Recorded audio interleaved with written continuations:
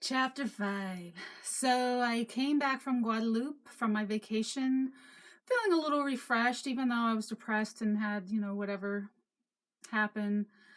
I I needed that time away from the city. I didn't grow up in the city. I grew up in Kentucky, in the woods, running around barefoot and picking blackberry in the woods and climbing up a tree, and then going to Utah. And a lot of that I was up in the mountains. So yeah, I'd been in a big city for a long time now, and that I wasn't used to that at all. I eventually moved into a big apartment as I was doing really well, and I shared it with a number of other girls, and it had a view of the Champs-Elysees. It was right around the corner from, a view of the Eiffel Tower. It was right around the corner from the Champs-Elysees. And I bought a big plant and I put it in my room, and I used to just sit and look at it. It just made me so happy just to have some nature that I felt connected to. One thing I really didn't like about France was all the parks were very stiff and uniform. Every tree was planted, in a uniform place, and you really couldn't walk on the grass, and there was not that connection to nature at all. So my vacation helped tremendously. Um, I also got booked on a trip to the Caribbean to work for a catalog, and it was Punta Cana, a Club Med in the Dominican Republic. So it was right the other side of Haiti. And that was a pretty fun experience. I was, really thin on my fruitarian diet. But at this resort, they had this whole circus show they did. And they had one of the tricks that they did was I think it was called Spanish rope, a big rope hanging from the ceiling that they would spin around, and someone would hang upside down on it from a little loop around her ankle and do all these different tricks. And I guess that girl got hurt and she couldn't do it anymore. And I don't know why they asked me. I don't remember. Maybe because they were teaching us how to do some of the circus stuff on the trapeze, and I did it. Maybe that's why. But so they asked me to be in their circus show, and they trained me, and I did, and I absolutely loved it. And there was some other girls there. One of the other girls she didn't eat anything. I mean, she was like, I think I called her the three C's. She was like cocaine, Coca-Cola, and cigarettes. That was like her thing. And not a healthy lifestyle, but hey, there was me only eating fruit and getting really, really thin too. And when I first landed there, it was funny because I brought my herb teas and they thought it was pot. It was in a little bag and they had dogs out and everything, but no. So then I come back to Paris, and I'm working so much that I'm flying out constantly to Munich and on all these shoots in different places, that I'm so sick of flying that I just started wearing my pajamas to the airport. I didn't even dress nice, I just stay in my pajamas, get on the plane, go do the job in Munich and come back. And Munich was interesting. I ended up staying there for a few months, a couple times, and at the park, I think it was called the English Gardens. There's a huge park in Munich. It was beautiful. But you were allowed to hang out naked there. And in fact, people told me stories about how people used to ride the bus to the English Gardens naked, and they had to make a rule against it because people were sitting on the seats, with their naked butts, and it just wasn't sanitary. So me and my friends were like, oh, that's cool, So we'd go lay out naked in the park, and they had their beer Oktoberfest and those ginormous beer mugs that people would drink out of. And another thing that was really interesting about Munich is that, and it might have been the same in Paris, I can't remember, but I was always working out at a gym to stay in shape, and all the gyms had saunas, and the saunas were all co-ed, and you could be naked. So you'd be sitting butt naked in a sauna with guys, and nobody hit on you. It wasn't, I mean, maybe if that happened in Italy, yes. Actually, yes, that would have happened in Italy. Because I remember once taking a train from Italy to, gosh, I don't know where I took the train to, but I remember an Italian guy came walking into my car where I was sitting and stood there and just kept making these suggestions like, you want to fuck? This old guy, old greasy guy. And that was just normal. Like, ugh. Anyway, the Germans weren't like that. They were more organized, and if they were going to try and get in your pants, they'd probably do a better job of being subtle about it. But yeah, I never had any problems with that. The work in Germany, I hated because it was so non-creative and non-artistic. It was interesting thing about Europe is that every country has a completely different food, language, and culture. And they're like states in the United States. They're so small and they're right next to each other, and everything changes when you just go a little distance, like night and day changes. So the Italians were so like fun and warm and loving and sensual, but just out of control. And nothing ever functioned on the way it was, time schedules and all that stuff. Germany was the complete opposite. The work was so sterile and boring. The fashion sense was not very great. But everything was very mechanical and done on time and professional. And so there was that aspect of it. And then I was getting really thin and decided to go to, oh, no, I got to tell you a different story before that. This is the big story, actually. It's going to be controversial for some people, or I don't know how people are going to take it, but I've only told a handful of people this story in my life, but it's actually in my journal that I wrote. And when I was in London, I had a roommate there, and I don't remember how it happened or why it happened, but for some reason, we decided we were going to make a Ouija board one night, and we were going to talk to a spirit. And I'd never done anything like this before. And so we did. We made the Ouija board, and it worked. But whatever the spirit was we were talking to, it only wanted to talk to this one girl. And then while we were doing it, the phone rang. And I answered it, and someone in a male voice said, "Move the glass upon the table." And I threw the phone. I freaked out. I was so scared. And I told him what happened. And we stopped. We were all like, "Whoa!" And we stopped. And to this day, I don't remember. I mean, did one of the girls like call someone, tell them, "Oh, we're making a Ouija board," and that was a prank? It could have happened. I don't really know. But that was my only experience with it at the time.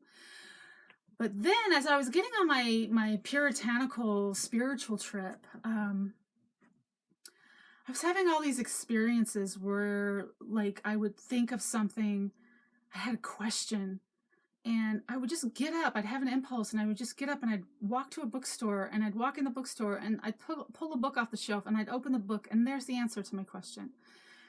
Things like that were happening a lot, and I became obsessed with pyramids, and I got a book called Pyramid Power, and I was reading all about that, and I was reading Nikola Tesla and starting to learn about electricity and biology, and really seeking something. And so at one point when I was living in Munich, I had a roommate who, no, actually we weren't roommates. She lived down the hall from me in this pension with another girl. But we were friends, and we were talking a lot, and we got talking about pyramids, and I was like, man, I really want to know who built them and why. Like, I never believed the narrative that we were told. And in my Pyramid Power book, it was saying that the shape of a pyramid, because of the shape and design of it, that it amplifies energy. And something about it, 1/3 of the way up is where the energy gets amplified, something to that effect. And I was dying to know more. I was like, this was some kind of answer for me that I had to have, I thought.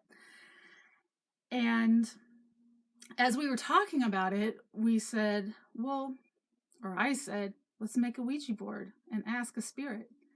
And even though I was terrified from the last experience we had, I thought, I told my friend, I said, I really believe that if we have a really pure focus, if we're not just trying to mess around with spirits, and we're really sincere, that we'll get a spirit that is really sincere with us, and we will get good information, and it'll be a positive experience. So we made the Ouija board on a table. We cut out letters and taped them all to the table, and we got a glass and turned it upside down. And it was me and her, and then another girl who was living there, and we all put our hands on the top of the glass and started asking questions and waiting for it to work, and it didn't. And then the other girl left, and so it was just me and my friend now. And then we tried it again, and it totally worked. It worked strong.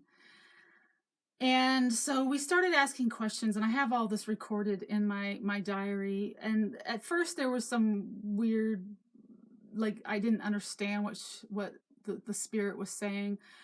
But basically what happened was we said, what was your life? What was your name in your last life? So by this time, I'm 17, and it was around the time of the harmonic convergence, if any of you know what that is or what that was about. But I believe in reincarnation at this time in my life. After Joe was the person that really made me believe in reincarnation, just because of the connection that we had. And then I just started seeking other stuff and finding more information and believing in it. So we asked, what was your name? What was your name in your last incarnation on Earth? And she said Elizabeth Haich, Haich. And we said, who built the pyramids? And she said, Jesus. And we said, how do you know? She said, because I was there. And we said, who helped him? And she said, God. And we said, what were the pyramids built for? And she said, initiation.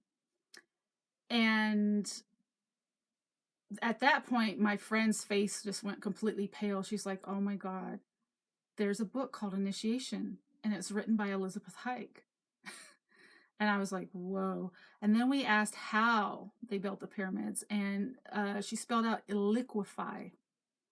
And I had no idea what that meant. And at this point, I'm totally freaked out. I'm scared, and we stopped. And I went and slept in her room that night. I was like, oh. So it's funny because now, and I'm not saying this is true or not true. I mean, the experience is true. I'm just not trying to convince anyone that you should believe what the spirit said. I don't know. But the whole thing, the liquefy thing, it wasn't until many years later that I learned that limestone, when you burn it and create lime powder, and then you pour it into molds and you let it dry, over time it turns back to stone. Liquefy?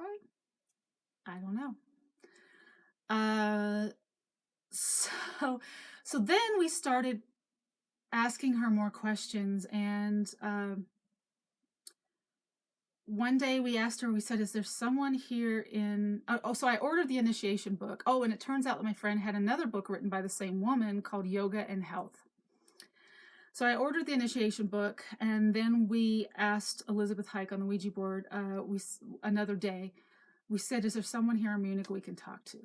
And she said, yes, he's a priest at an American church. I think she said American church. And so we looked up on the map where the American church was. Neither of us had ever been there before. And we asked her when we should go, and she said, go now. I'll tell him you're coming. It was Sunday. We're like, okay. So we find the address. We get on the bus. We go to this address. We get off the bus. We start walking down the street, and we start coming close to the church, and our jaws just drop. It's a pyramid-shaped church. And as we walked up to the gate, there was a gate in the front, and then way behind it was the doors to the church. And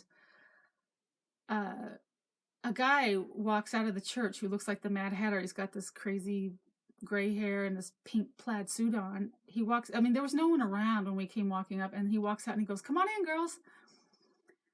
And jaws still on the ground, and we go inside, and I'm noticing that a third of the way up the pyramid they've got vents, and I'm so dumbfounded. And it was I guess there's people from all over the world here, and he started introducing us to people, and I wanted to start asking him questions, and I didn't know what to say. I was so dumbfounded. And we left, and I never went back, and nothing ever came of that, but it blew my mind. And if I didn't already believe in reincarnation, I definitely did then, because, who's talking to us on this thing that sent us to this church that, you know, has had previous lives where she wrote these books and stuff. And it was pretty wild. So then I get the book Initiation and I start reading it, and it's basically this woman Elizabeth Hike is recalling, while she had her last incarnation as Elizabeth Hike, she's recalling this life she had in Egypt. And what she was saying is that the shape of the pyramid amplifies energy. So if someone wanted to be a high priest or priestess, they had to spend a night or a certain amount of time in the pyramid where they would have their initiation, because what would happen is the shape of the pyramid would amplify their energy. So whatever emotions they had in there going on would become way bigger. And in the book, she said sometimes lightning would come out of the pyramids because the emotional charge, the energy charge was so extreme. And sometimes it would kill people because the whole thing was you had to master yourself. So I guess your positive emotions had to be stronger than your negative ones. I'm not really sure about that. So that's what she said that the pyramids were for, according to her. But reading the book, you know, reading about Egyptian culture, I thought I was going to be learning all this, you know, spirituality and deep knowledge but what I got from it was that they were very perfectionistic. It was very cold to me. It seemed very cold and perfectionistic and very judgmental about, you know, how people looked and whatever spiritual status they were at, and it wasn't heart-centered, you know. And I got really turned off to it. And I don't even remember if I finished reading the book, but I was like, this isn't what I'm looking for. And I kept looking. Stay tuned for the next chapter.